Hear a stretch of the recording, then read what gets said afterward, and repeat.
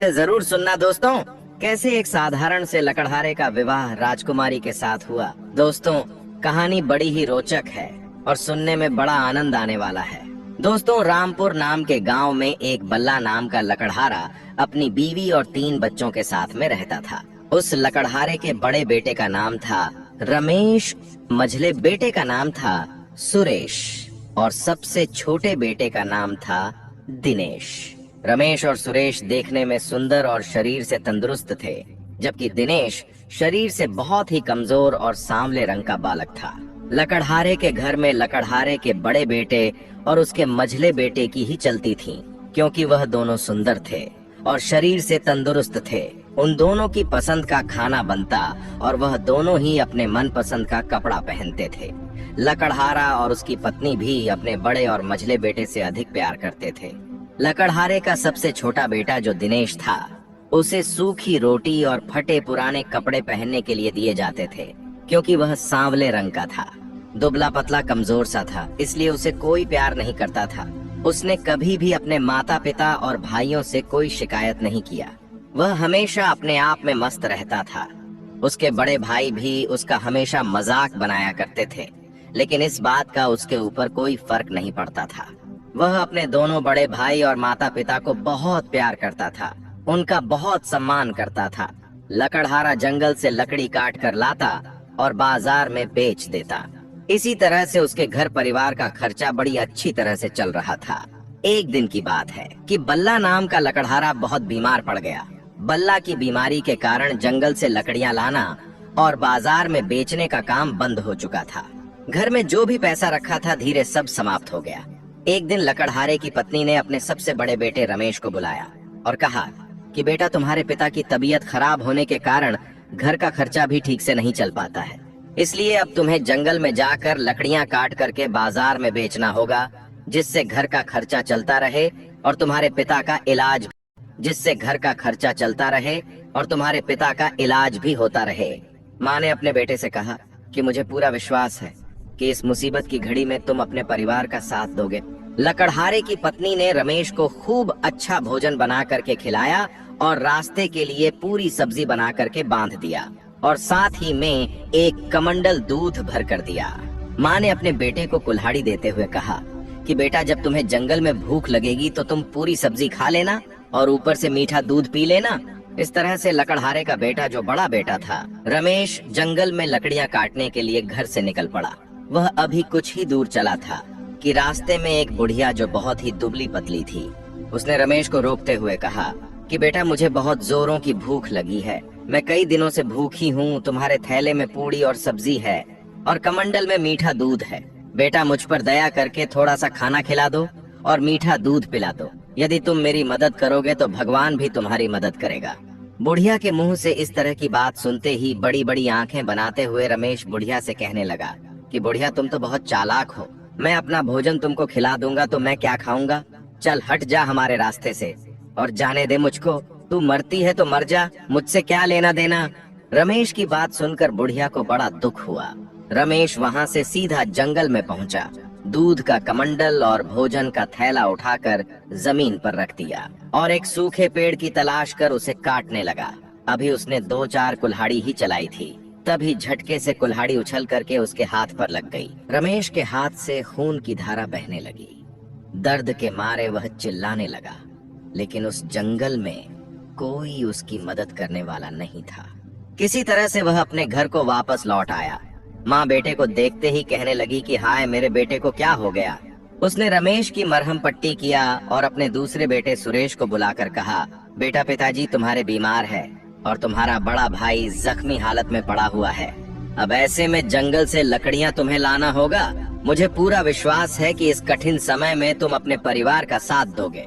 इस तरह से माँ ने अपने दूसरे बेटे सुरेश को अच्छा अच्छा भोजन बना करके खिलाया और फिर जंगल में खाने के लिए उसके थैले में पूरी सब्जी बांध दिया और साथ ही में कमंडल में मीठा दूध भर दिया। लकड़हारे की पत्नी ने सुरेश के माथे पर हाथ फेरते हुए कहा कि बेटा, जल्दी से जंगल से लकड़ियां काट करके उन्हें बाजार में बेच करके आना।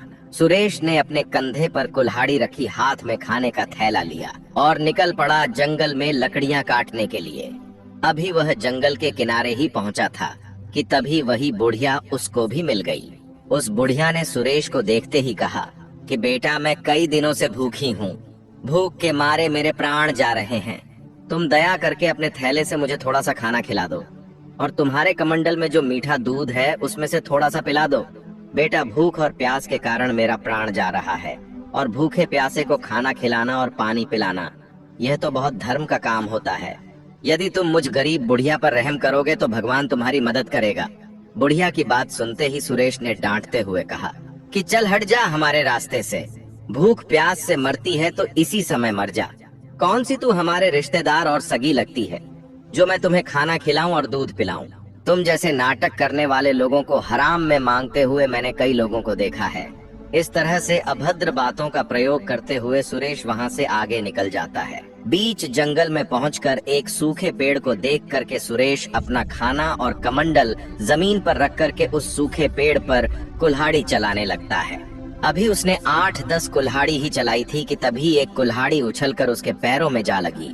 उसके पैर से खून बहने लगा। दर्द के मारे वह चिल्लाने लगा, लेकिन उस जंगल में उसकी मदद करने वाला कोई भी आदमी मौजूद नहीं था। सुरेश किसी तरह से अपने आप को संभालते हुए घर पहुंचा।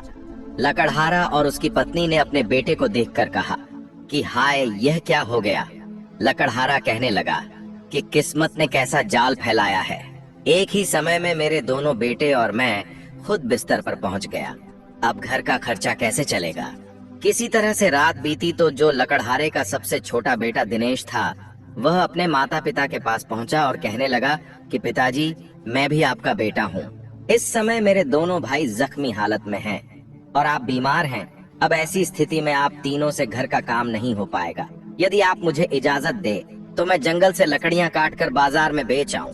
दिनेश की बात सुनकर उसके माता पिता हंसने लगे और कहने लगे, अरे बेवकूफ, जंगल से लकड़ियां काट कर लाना कोई आसान काम नहीं है।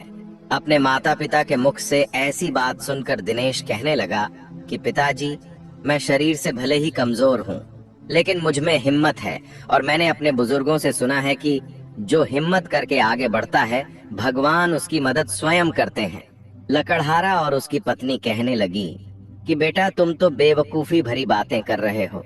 तुम्हारे शरीर में तो इतना जोर भी नहीं है कि तुम कुल्हाड़ी ठीक से चला सको, और दिमाग में इतनी अकल नहीं है कि तुम बाजार में जाकर लकड़ियां बेच सको।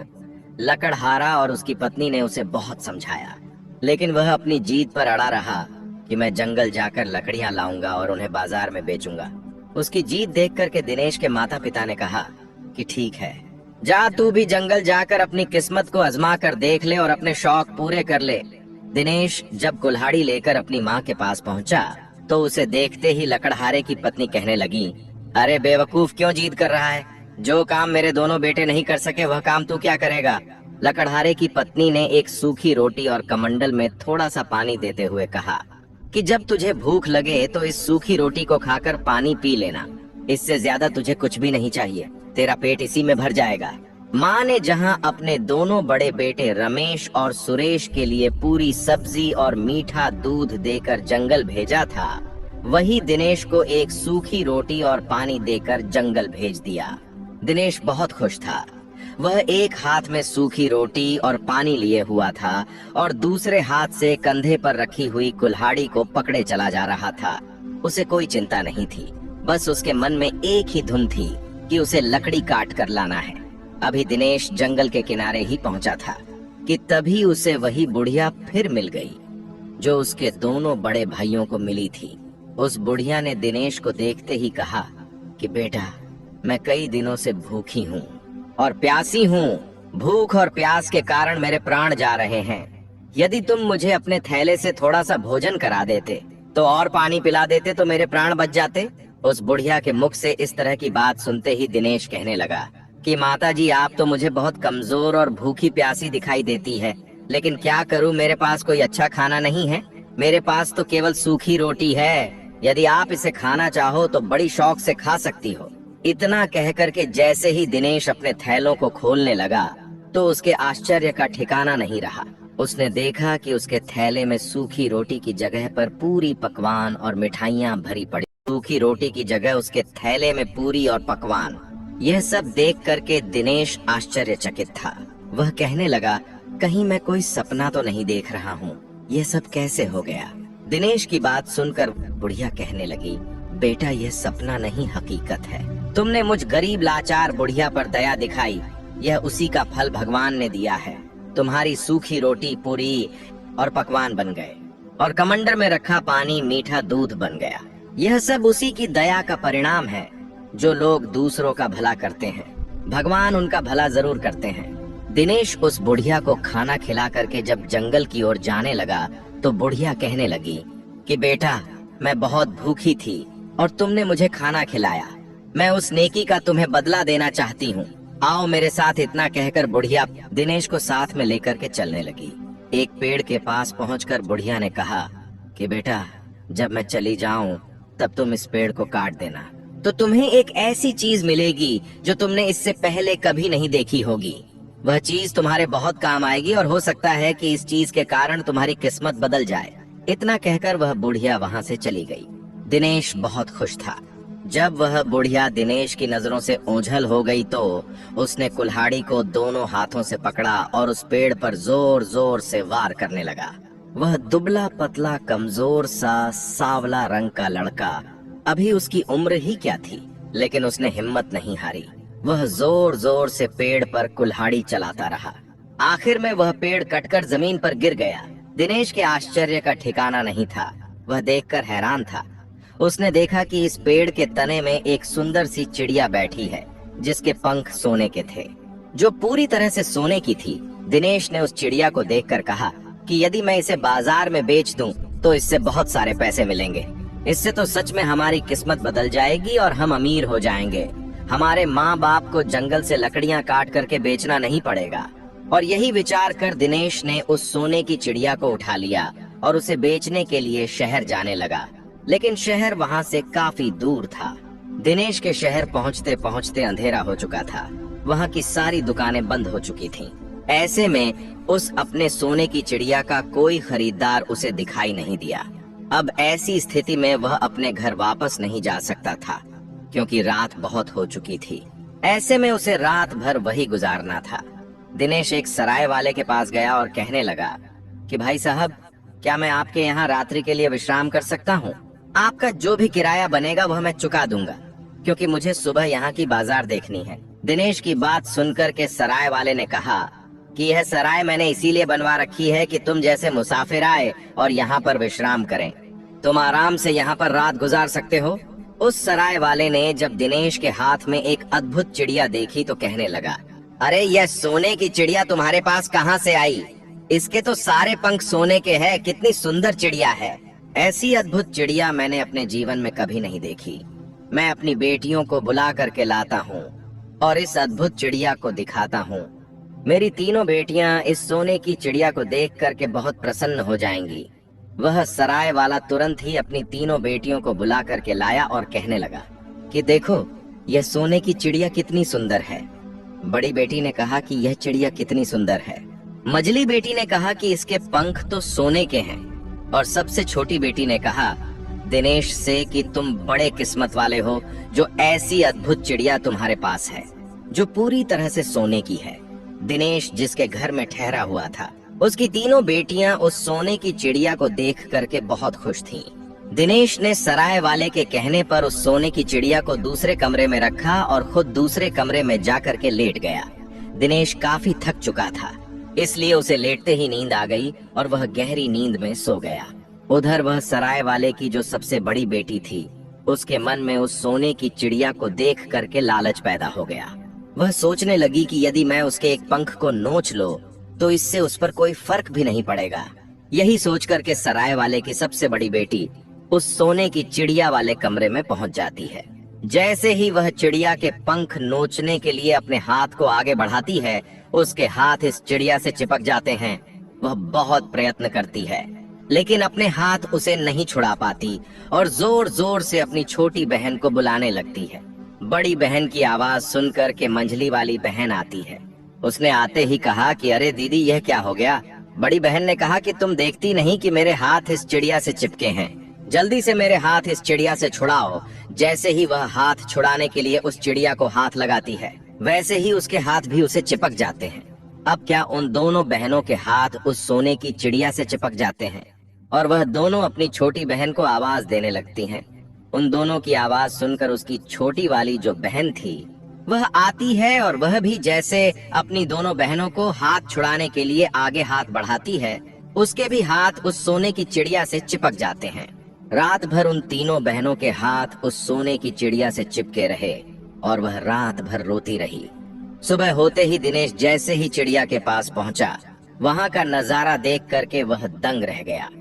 दिनेश विचार करने लगा कि जरूर इन तीनों ने इस सोने की चिड़िया को चुराने की कोशिश किया होगा, इसीलिए इन तीनों के हाथ इससे चिपक गए हैं। तभी वह सराय वाला भी वही आ गया और कहने लगा, अरे दुष्ट लकड़हारा, तुमने यह क्या कर दिया?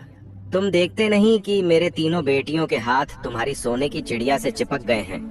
दिनेश कहने लगा कि इसमें मैंने कुछ नहीं किया है, जो भी किया है वह तुम्हारी तीनों बेटियों ने मिलकर किया है। जरूर इन्होंने इस सोने की चिड़िया को चुराने का प्रयास किया होगा, इसीलिए इनको इनकी करनी का फल मिला है। इसमें मेरी कोई गलती नहीं है। मुझे तो अपनी चिड़िया लेकर के जाना है। और इतना कह करके दिनेश अपनी चिड़िया को लेकर के वहाँ से चल पड़ा। उसकी सोने की चिड़िया के साथ वह सराय वाले की 3 बेटियां भी चल दी, क्योंकि उन तीनों के हाथ उस सोने की चिड़िया से चिपके हुए थे। ऐसे में वह सराय वाला भी कुछ नहीं कर पा रहा था। उनकी तीनों बेटियां अपने बाप की ओर देखे जा रही थीं और रोए जा रही थीं, लेकिन वह बेबस था, कुछ भी नहीं कर पा रहा था। जब दिनेश वहां से कुछ दूर शहर के बाहर निकला, तभी एक बूढ़े आदमी की नजर उन पर पड़ गई। वह बूढ़ा आदमी सराय वाले की तीनों बेटियों को देखकर पहचान गया। वह सोचने लगा कि यह लड़का आखिर इन तीनों को लिए कहाँ जा रहा है। तभी उस बूढ़े आदमी ने आवाज लगाई, अरे बेटे, तुम इन तीनों लड़कियों को लिए कहाँ जा रहे हो? रुक जाओ। जब दिनेश ने उसकी किसी बात पर ध्यान नहीं दिया और वह चलता रहा, तभी दौड़ करके वह बूढ़ा उन लड़कियों को छुड़ाने के लिए जैसे ही उस लड़की को अपना हाथ लगाता है, वह भी उनके साथ चिपक जाता है। वह कहने लगा, यह क्या हो गया? मेरा हाथ कैसे चिपक गया? छुड़ाओ छुड़ाओ, मुझे छुड़ाओ। इस तरह से वह जोर जोर से आवाज लगाकर चिल्लाने लगा। तभी वहां से एक राहगीर गुजर रहा था। उस राहगीर ने देखा कि एक लड़का अपने बगल में एक चिड़िया को दबाए जा रहा है और उस चिड़िया के पीछे पीछे 3 लड़कियां जो रोए जा रही हैं और उन लड़कियों के पीछे एक बूढ़ा आदमी जो बचाओ बचाओ की आवाज लगा रहा है। उस राहगीर की कुछ समझ में नहीं आ रहा था और वह दौड़ करके उस बूढ़े आदमी को बचाने के लिए जैसे ही उसको हाथ लगाया, वह भी उनके साथ चिपक गया। डर के मारे वह राहगीर ही चिल्लाने लगा, बचाओ बचाओ, मेरे हाथ चिपक गए हैं। वहीं पर रास्ते में 2 किसान अपने खेतों में काम कर रहे थे। उस राहगीर की आवाज सुनकर वह भी उसे बचाने के लिए दौड़ पड़े और जैसे ही उन दोनों किसानों ने राहगीर को पकड़कर पीछे खींचना चाहा, वैसे उन दोनों के हाथ भी उस राहगीर से चिपक गए। वह दोनों किसान बहुत प्रयास किया अपना हाथ छुड़ाने के लिए, लेकिन वह अपना हाथ नहीं छुड़ा पाए। फिर मजबूर होकर के पीछे पीछे चलने लगे। अब आगे दिनेश चिड़िया को बगल में दबाए जा रहा था। उसके पीछे सराय वाले की 3 बेटियां चली जा रही थीं। उनके पीछे एक बूढ़ा आदमी, फिर उनके पीछे राहगीर और उसके बाद में दोनों किसान, कुल मिलाकर के 7 आदमी उस लकड़हारे के बेटे के पीछे पीछे चले जा रहे थे, क्योंकि उस चिड़िया ने उन सबको जकड़ रखा था और वह सभी बेबस होकर के पीछे पीछे चले जा रहे थे। शाम होते होते वह एक शहर में पहुंच गया। जैसे ही वे लोग शहर में पहुंचे तो उन्हें देखने के लिए भीड़ लग गई। लोग अपनी छतों से और सामने से चारों तरफ से उन्हें देखे जा रहे थे। ऐसा नजारा किसी ने पहले नहीं देखा था। शहर में दाखिल होने से पहले सराय वाले की बड़ी बेटी ने दिनेश से कहा कि तुम ऐसे कब तक चलते रहोगे? हम लोग थक चुके हैं और रात भी होने वाली है। अब आगे जाने के बजाय यहीं पर रुक जाओ। तब दिनेश उन सभी को लेकर एक जगह पर पहुंचा और कहने लगा कि हम मुसाफिर हैं, क्या हम सभी आज रात्रि के लिए यहाँ पर रुक सकते हैं? उस बिल्डिंग का जो मालिक था वह कहने लगा कि यह जगह हमने इसीलिए बनवाई है कि तुम जैसे मुसाफिर यहाँ पर आकर रुक सके। तुम्हें यहाँ भोजन और बिस्तर सब कुछ मिलेगा। तुम आराम से यही रात गुजार सकते हो। दिनेश उन सभी लोगों को लेकर उस बिल्डिंग के अंदर चला गया और वह सभी आगे पीछे करके वहीं पर बैठ गए। उन सभी को देखकर उस बिल्डिंग का जो मालिक था वह कहने लगा कि तुम्हारा यह काफिला तो बड़ा अनोखा है। ऐसा लगता है कि तुम यहाँ अपनी किस्मत आजमाने और राजकुमारी को हंसाने के लिए यहाँ पर आए हो। उसकी बात सुनकर दिनेश कहने लगा कि राजकुमारी को हंसाने भो, इसका क्या मतलब है? मैं कुछ समझा नहीं, मुझे साफ साफ बताओ। दिनेश की बात सुनकर जो बिल्डिंग का मालिक था वह कहने लगा कि हमारे राजा की जो बेटी है वह हमेशा उदास और गुम रहती है। उसके चेहरे पर आज तक किसी ने मुस्कान नहीं देखी है। राजवैद्य ने कहा है, राजा से यदि ऐसी स्थिति रही तो राजकुमारी बीमार पड़ सकती है और धीरे धीरे उसकी जान भी जा सकती है। इसीलिए राजा ने यह घोषणा करवा दी है कि जो भी व्यक्ति राजकुमारी को हंसा देगा उसके साथ राजकुमारी का विवाह कर दिया जाएगा। जब से राजा ने यह घोषणा करवाई है तब से कई लोग अपनी किस्मत आजमाने के लिए आ चुके हैं, लेकिन कोई व्यक्ति आज तक सफल नहीं हो सका जो राजकुमारी को हंसा सके। दिनेश उस बिल्डिंग के मालिक की बात सुनकर के रात भर बेचैन रहा। वह सोचता रहा कि मेरे साथ तो अनोखा काफिला है, हो सकता है इसे देखकर राजकुमारी हंस पड़े और मेरा राजकुमारी के साथ विवाह हो जाए और मेरी किस्मत ही बदल जाए। यही विचार करके वे रात भर करवट बदलता रहा और सुबह होते ही उसने अपनी सोने की चिड़िया को बगल में दबाया और उस काफिले को साथ में लेकर के राजमहल की ओर चल पड़ा। अब सातों आदमी सोने की चिड़िया से चिपके दिनेश के पीछे पीछे चले जा रहे थे। जैसे ही दिनेश राजमहल के मुख्य दरवाजे पर पहुंचा, पहरेदार ने देखते ही कहा कि वाह भाई, तुम्हारा यह काफिला तो बहुत ही अद्भुत है। इसे देखकर लोग लोटपोट हो जाएंगे और मैं जान गया हूँ कि तुम यहाँ पर क्यों आए हो। तुम्हारे काफिले को देखते ही लोग हंस हंस कर लौटने लगेंगे। मैं अभी तुम्हें राजा के पास ले चलता हूँ। पहरेदार ने पहुंचकर राजा को सारी बात बताई। राजा ने तुरंत ही दिनेश को दरबार में पेश करने का हुक्म दे दिया। अब क्या था, दिनेश और उसका काफिला राजा के दरबार में हाजिर हो चुका था। पहुंचते ही दिनेश ने राजा से कहा कि महाराज, मैंने आपकी घोषणा सुनी है और इसीलिए मैं अपनी किस्मत आजमाने के लिए आया हूँ। यदि आप आज्ञा दे तो मैं राजकुमारी को हंसाने का पूरा प्रयास करूंगा और मुझे विश्वास भी है कि राजकुमारी को हंसी जरूर आ जाएगी। राजा ने जब दिनेश के काफिले को देखा तो कहा, वाह, बहुत खूब, तुम्हारा काफिला तो बहुत ही अद्भुत है।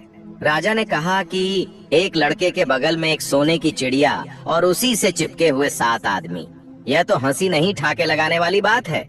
यही विचार कर राजा ने तुरंत राजकुमारी को दरबार में बुलाया। राजकुमारी जब दरबार में पहुंची तो बहुत ही उदास गुमसुम थी, लेकिन जैसे ही उसकी नजर दिनेश पर पड़ी और उसके बगल में एक सोने की चिड़िया और उसी से चिपके हुए 7 आदमी, यह दृश्य देख करके राजकुमारी ने हंसी नहीं रोक पाई और हंसते हंसते लौटपोट हो गई। ठहाके लगाकर जोर जोर से हंसने लगी। राजकुमारी इससे पहले कभी नहीं हंसी थी इतना जोर से, इसलिए राजकुमारी को देख करके सारा दरबार हंसने लगा। राजकुमारी को हंसते हुए देखकर राजा बहुत खुश था। राजकुमारी के ठहाके से सोने की चिड़िया से चिपके हुए लोग धीरे धीरे आजाद होने लगे। तभी दिनेश ने उस सोने की चिड़िया को सराय वाले की सबसे बड़ी बेटी को दिया और कहा कि अब यह सोने की चिड़िया तुम्हारी है, तुम इसे अपने घर ले जा सकती हो। बूढ़ा आदमी, राहगीर और दोनों किसान सब अपने अपने घर चले गए, लेकिन दिनेश अभी भी राजा के दरबार में खड़ा हुआ था और सोच रहा था कि राजा अपनी घोषणा के अनुसार राजकुमारी का विवाह उसके साथ कर दे। लेकिन दोस्तों, राजा की नीयत बदल चुकी थी। राजा सोच रहा था कि इसने राजकुमारी को हंसाया तो ठीक है, लेकिन एक मामूली लड़के से साथ राजकुमारी का विवाह कैसे कर दूं? राजा किसी भी सूरत में उस मामूली लड़के को अपना दामाद नहीं बनाना चाहता था। अब राजा ने एक उपाय सोचा जिससे राजकुमारी का विवाह दिनेश से ना हो सके, और उधर दिनेश राजकुमारी के साथ विवाह करने के लिए बिल्कुल उतावला हो रहा था। दिनेश ज्यादा देर तक इंतजार नहीं कर सका, उसके सब्र का बांध टूट चुका था। उसने राजा से कहा कि महाराज, मैंने आपकी शर्त पूरी कर दी है, अब आप भी अपनी शर्त के अनुसार राजकुमारी का विवाह हमारे साथ कर दीजिए। दिनेश की बात सुनकर राजा ने कहा कि तुम अब भी हमारी बेटी के लायक नहीं हो, पहले उसके लायक बनो तब हमसे आकर के मिलना। राजा की बात सुनकर दिनेश ने कहा कि महाराज, अब आप मुझसे क्या चाहते हैं? राजा ने कहा कि तुम एक ऐसे आदमी को ढूंढ करके लाओ जो 100 मन दूध एक साथ में पी जाए। राजा की बात सुनकर दिनेश बहुत परेशान था। वह सोच रहा था कि अब ऐसा आदमी मैं कहां से ढूंढ कर लाऊं। यही विचार करते करते वह उसी जंगल में जाकर पहुंच गया जहां पहले उसे वह बुढ़िया मिली थी जिसे उसने खाना खिलाया था। दिनेश सोचने लगा कि मैं उसी से अपनी समस्या कहूं, हो सकता है वह कोई समाधान निकाल दे। यही विचार कर दिनेश उस पेड़ के पास पहुंच गया जहां उसे सोने की चिड़िया मिली थी। दिनेश ने देखा कि वहां वह बुढ़िया बैठी रो रही है। दिनेश ने उस बुढ़िया को रोते हुए देखा तो पूछने लगा कि माताजी तुम क्यों रो रही हो। बुढ़िया ने कहा कि तुम बड़े नेक आदमी हो, इसीलिए मैं तुमसे बता रही हूँ। मेरे बेटे को बहुत प्यास लगी है, उसने मटका भर पानी पी लिया है, लेकिन फिर भी उसकी प्यास नहीं बुझी है। यदि कहीं उसे 100 मन दूध मिल जाता तो उसे पीकर अपनी प्यास बुझा लेता, लेकिन इतना दूध कहाँ मिलेगा और कहाँ से आएगा? कौन उसे 100 मन दूध पिलाए? इतना सुनकर दिनेश बहुत प्रसन्न हो गया। दिनेश बुढ़िया के बेटे के पास पहुंचकर कहने लगा, भाई तुम मेरे साथ चलो, मैं तुम्हें दूध पिलवाऊंगा। तुम जितना दूध पी सकते हो उतना पी लेना। इतना कहकर दिनेश उस बढ़िया के बेटे को अपने साथ लेकर के राजा के दरबार में पहुंच गया।